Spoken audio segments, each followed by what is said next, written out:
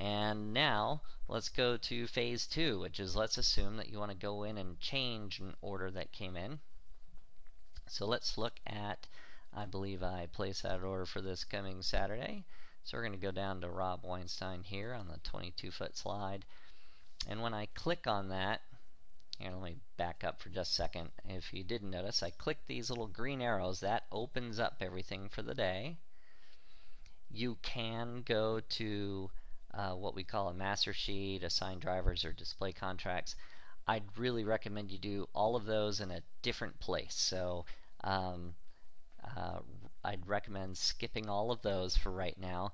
This is a summary of your sales for the day, shows you all the things that are going on, and then if you actually click on one of the events, it brings you into all the details. So here's the invoice number, what I ordered, the date of the party, and the time, and all that kind of stuff. If you want to cancel an order, you can cancel it right here by clicking cancel this order.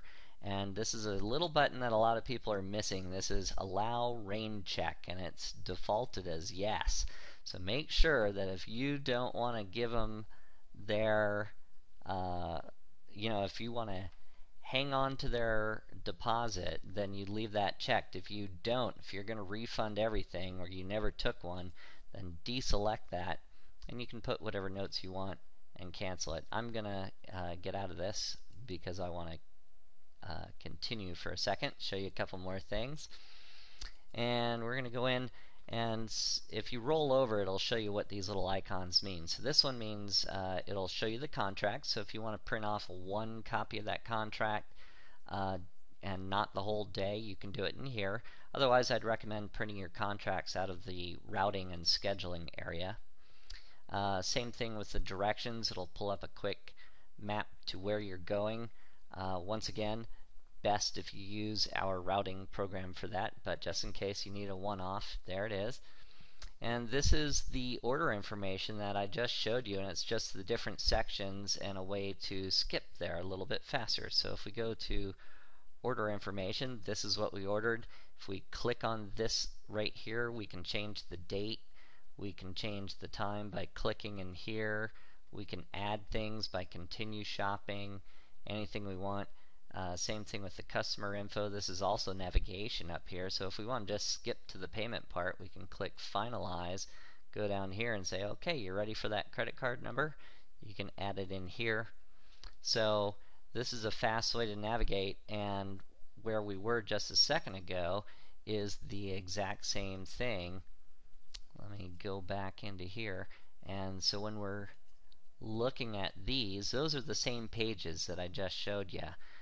So this is the finalize right here, the party information, the customer information, and what they ordered. So you can jump to any of those areas and edit things like that. Now let's say that you don't know the time or the exact date that that person ordered something, but they call you up and they say, yeah, I need to add some stuff or change. You can just ask for their name, and it'll show you what's coming up, and it's searching within the next 10 days. If I do it like this, if they say, well, I don't even remember, my wife booked it, then you could check for the entire month, and it'll show you all the Rob orders, or where the word Rob is in there. So there's Robert's son in there, and there's probably a Rob somewhere in the order in here. But this is one that we're looking for, so we're going to pull it up, and in this case, so I don't mess this up, I'm going to go ahead and cancel the order. So let's take off that allow rain check, click yes, cancel order. And now the last thing that occasionally comes up is, how do you do a refund? So let's say that we want to go into an order and give somebody a refund. Since this is a real order, I'm not going to actually put any money back, but let me show you how to do it. If you wanted to, you could do a cash refund, for example, by clicking cash, and you would say custom amount, and you would do a negative and however much you want to do. So hey, I owe you $50, we got there and the equipment was a little late, or it was a little dirty. So we do a refund by doing a negative $50. That keeps the system straight. It's up to you to actually give them the money.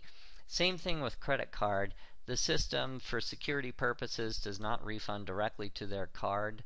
So what you would do is pretend like you're doing it on your terminal, which is swipe card, and let's say that you're using authorized.net. We might say we're going to refund the whole thing. So we do negative $799.98. Otherwise, it'll show that we owe them money still. So this will say they haven't paid a thing. Okay? And now I'm working on something where they have not paid anything yet, but this would normally be a total of 0, if assuming that they've paid something, right? And we just do a negative amount for whatever we want to put back, and you say continue or continue without a receipt. I find continue without a receipt is often better, and that it's not confusing to the customers.